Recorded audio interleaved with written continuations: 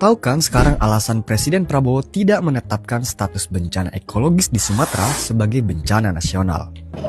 Masih ada yang mempersoalkan kenapa tidak bencana nasional. Ya, masalahnya adalah kita punya 38 provinsi. Masalah ini berdampak di 3 provinsi. Masih ada 35 provinsi lain.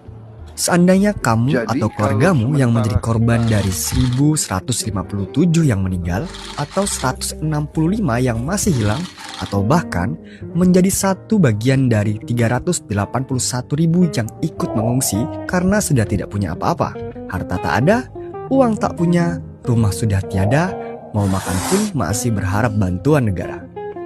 Bagaimana perasaanmu? Sementara, Presiden Prabowo tidak menetapkan status bencana nasional dengan alasan hanya 3 dari 38 provinsi yang terdampak bencana. Pernyataan ini mereduksi korban menjadi angka administratif belaka, bukan subjek hak yang harus dilindungi negara.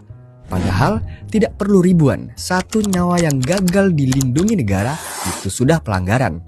Dalam hukum kebencanaan nasional pun, jumlah provinsi terdampak itu bukan syarat utama dalam penetapan bencana nasional.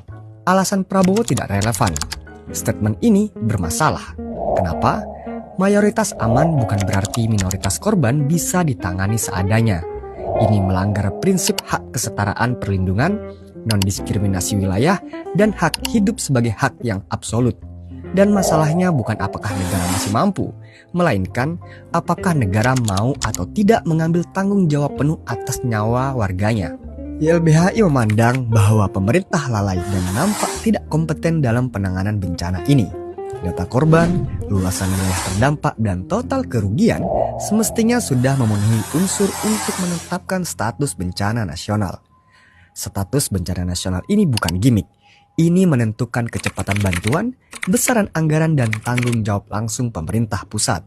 Jika negara bisa menunda-nunda tanggung jawab ini, lalu siapa yang bisa menjamin bahwa kamu tidak akan menjadi bagian dari angka statistik berikutnya?